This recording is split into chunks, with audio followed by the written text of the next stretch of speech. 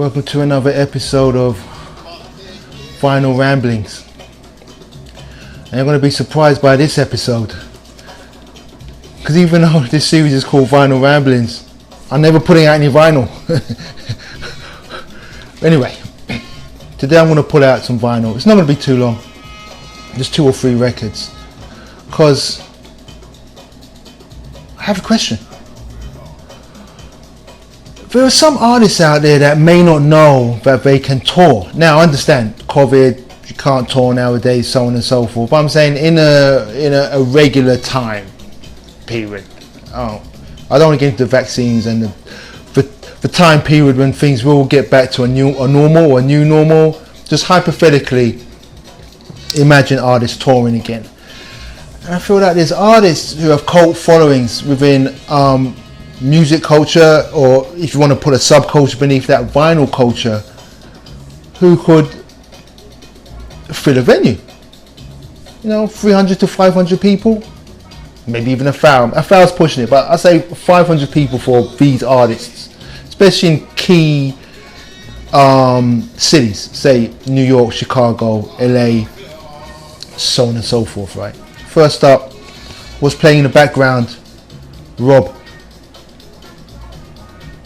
If you're into Afrobeat, Afro-funk, you know this album and Rob's discography, probably super funky, super on point, and this is borderline, I want to say, an iconic album. It's a well-known album within that field.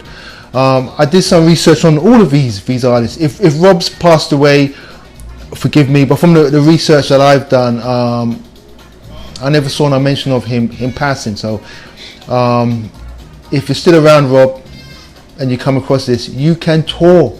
There's people who would love to see you perform this album and many more of your Afro-funk hits live, including me. I'd definitely be there.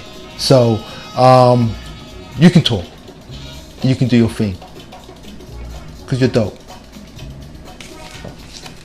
Next up, the Ballad Ornaments Mantelpiece. It's kind of an asterisk by this, because I feel like from the research I've done, I feel like this group broke up like many years ago, but the main protagonist, the main leader of the group, from what I could decipher from my research, is a gentleman called Pete Brown.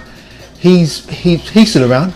I'd go and see the Ballad Ornaments perform this album live, because it's one of the most incredible psych rock albums that I own or that I've heard. And it's also, I believe, the most expensive record I've ever bought. I won't get into how much it costs, but it cost a pretty penny, and it costs more than what I usually spend on records. So yeah, Pete Brown or the Ballad Ornaments, if you regrouped in key markets, you can do your research via management or whatever, you could fill a venue. But I would say a 400 to 500 seater with no problem, because there's an audience for this album. I can't speak for the other stuff, but definitely this album, there's a cultish, feverish audience that would go and see you and pay good money and spend money at the bar. You could get a piece of that too, but anyway, that's your business, but you could tour. And last but definitely not least, Ramp, Coming to Knowledge. Most well known for the Bonita Applebum sample on Daylight. Q-Tip from A Tribe Called Quest sample this for Bonita Applebum, and it's an album that was produced by the great Roy Ayers. And heads are into soul, vinyl in general, know about this album. I mean, it's not an obscurity. It's been reissued. The original version goes for a ton of money. But yeah, it's a highly respected, highly acclaimed, critically acclaimed album.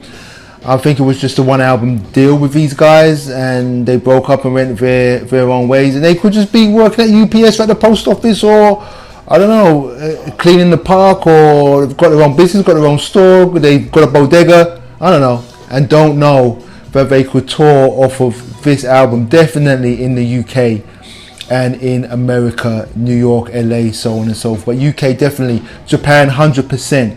The members of Ramp come across this, if you share this with one of the members of Ramp, you can tour, or you could even holler at me and I could try and set something up after all this COVID and so on and so forth, of course. So yeah, I was just thinking to myself today, do these artists know that they could tour and fill a decent sized venue based on material that they put out way in the past that they may well have forgotten about? Final ramblings, just my thoughts.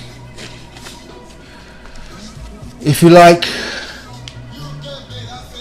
the channel, or you like what I'm doing, I had like a brain freeze in for some reason. If you like the channel, like what I'm doing, please subscribe, share the content, or hit the thumbs up button, because it will help to spread the content. All right, so keep up the good work. Thanks for the support, and I see you on another episode of Vinyl Ramblings. It was cool to actually have some vinyl, but I do collect vinyl. I just like, you know, my vinyl's in another room. It's a whole to do. Anyway, peace. See you live. Goodfindrecords.com. All right.